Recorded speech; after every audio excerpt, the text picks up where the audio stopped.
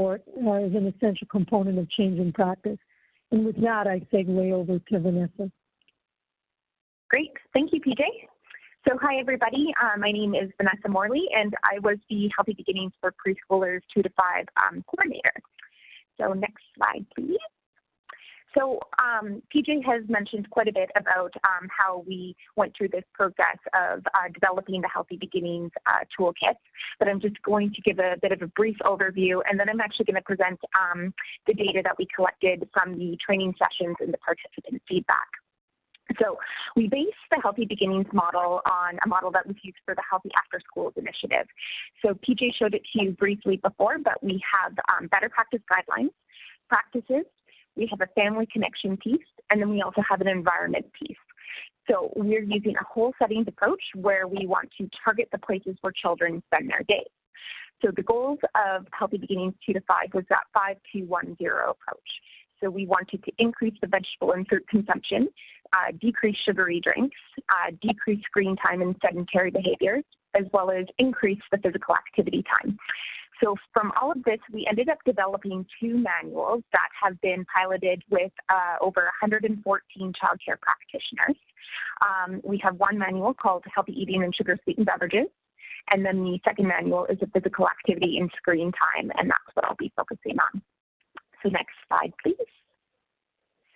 This is just a broad overview of how we spent those 2 years developing the Healthy Beginnings for Preschoolers. So we did form our working group in October of 2012, and at that time we did that comprehensive review of the existing policies and programs and practices. From November to February, we compiled the first draft of those 2 sets of manuals, and then we conducted a cross-jurisdictional training for our partner jurisdictions in Vancouver. In March of 2013, we did start pilot site recruitment, and pilot sites were trained and data was collected in BC and the Yukon from April to July of 2013. Northwest Territories and Quebec also began some consultation processes during that time. And then we spent the summer revising the manuals based on the pilot site feedback and the consultation feedback that we got from across the jurisdictions. In October, we put together our revised version of the manuals that changed quite a bit from that first pilot set we had because of all the feedback that we'd had from the childcare practitioners as well as the consultation. And we did our first large print run and ran a second set of training and a modified data collection process between December of 2013 and March 2014.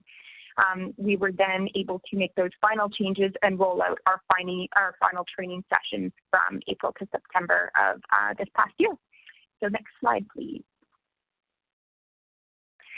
So forming the Healthy Beginnings program was definitely a multi-jurisdictional approach, and this became very apparent after we did that initial piloting that we needed to have an adaptable, flexible resource.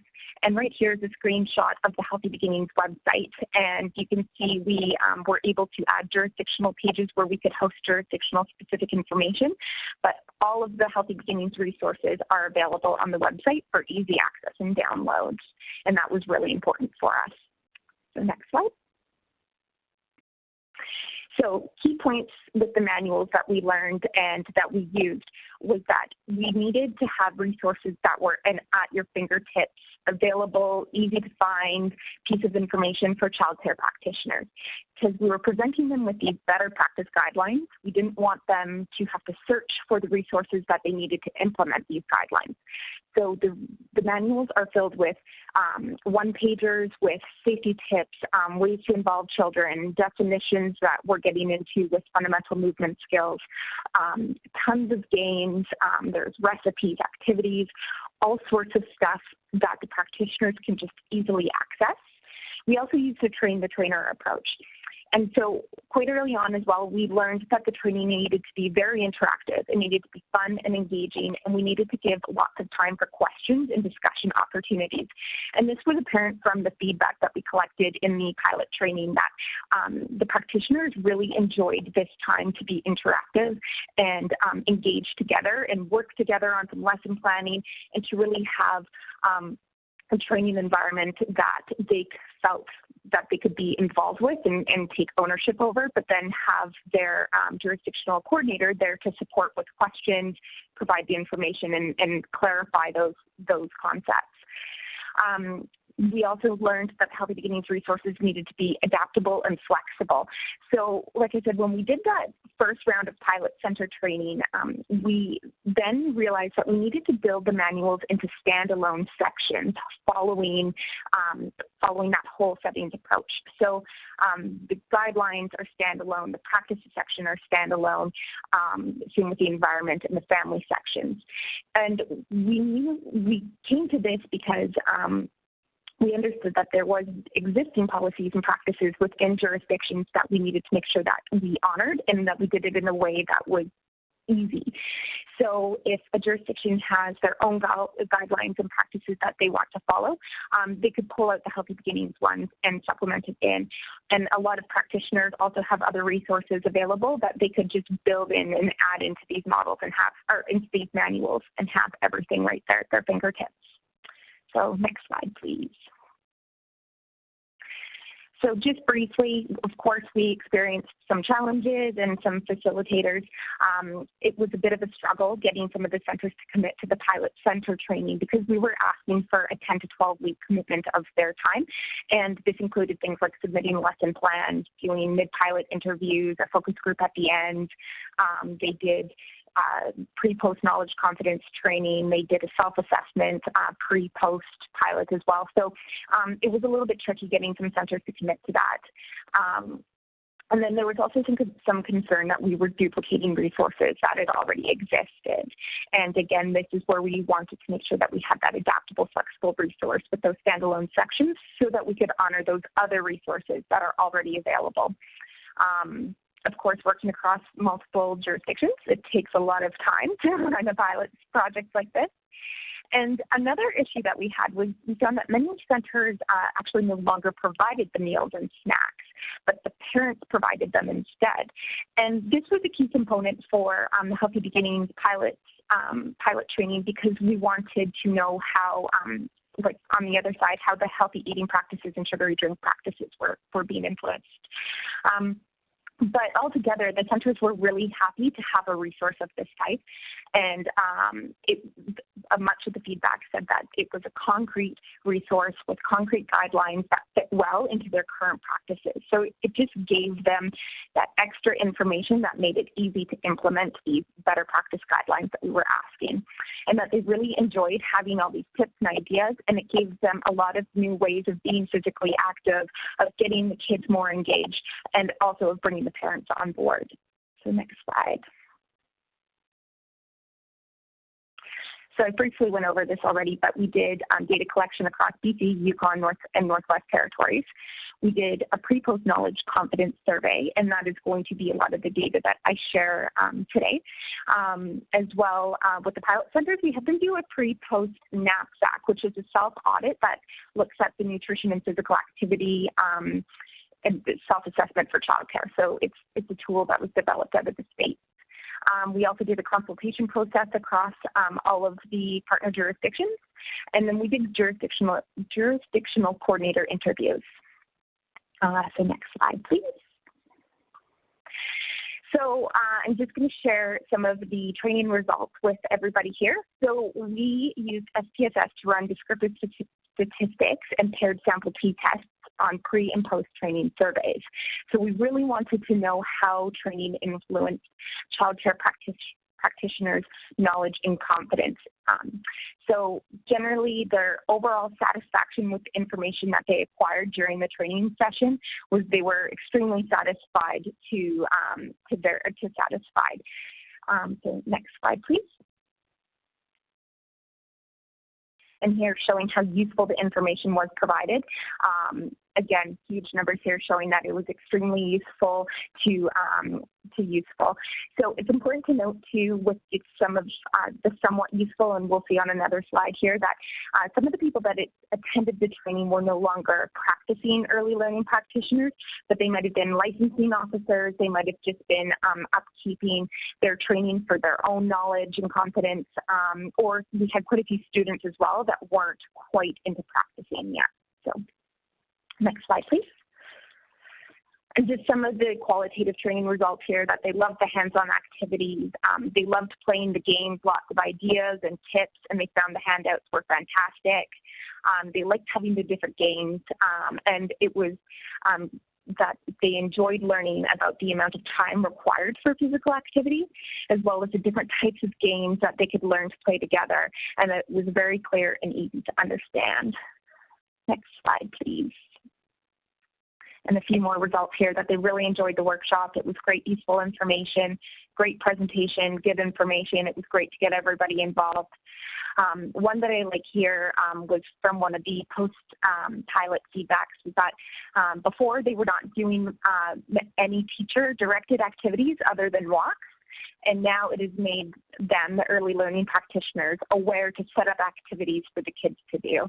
And that it was a real eye-opener to pay more attention to physical activity that the kids were getting, so the moderate, vigorous, the hand-eye coordination pieces. Next slide. So how did it go?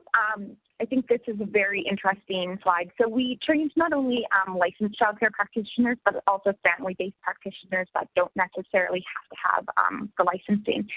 So 46% of the people that we trained, the information presented with physical activity, screen time, healthy eating, and sugary drinks was new for them. And only 54% had had previous training in this area.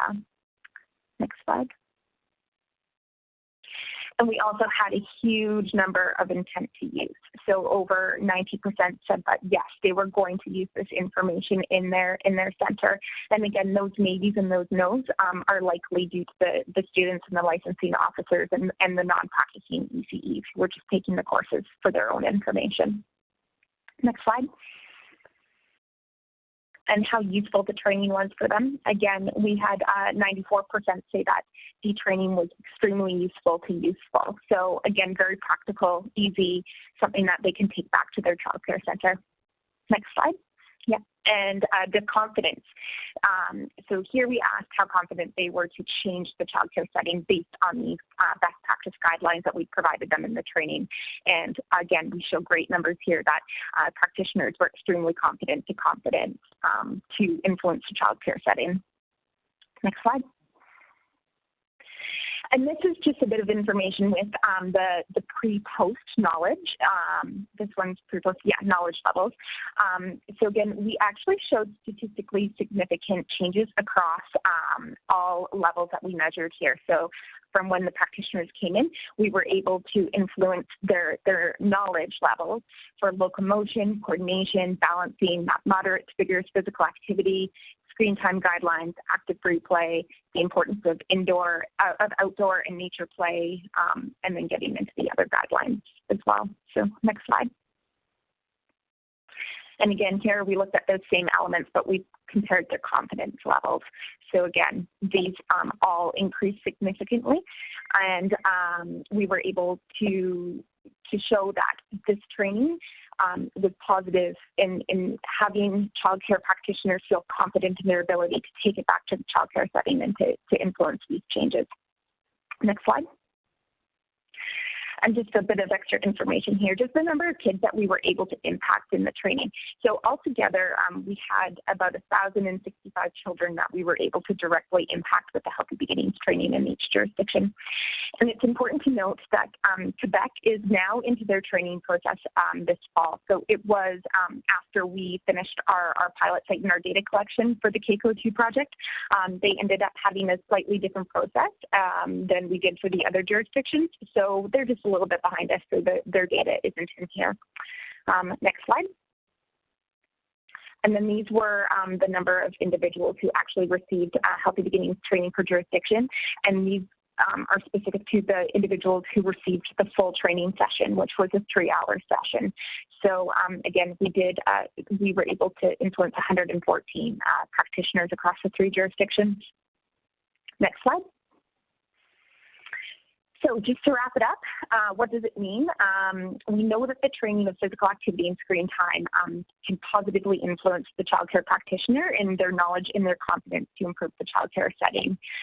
We also know that after receiving training, that over 90% of the practitioners intended to use what they learned during the Healthy Beginnings training session. We know the practitioners found that the training was very useful and that almost half the participants that this information was new information, and that having these concrete guidelines to follow, these better practice guidelines, made it much easier for the practitioners to implement these changes and communicate with parents.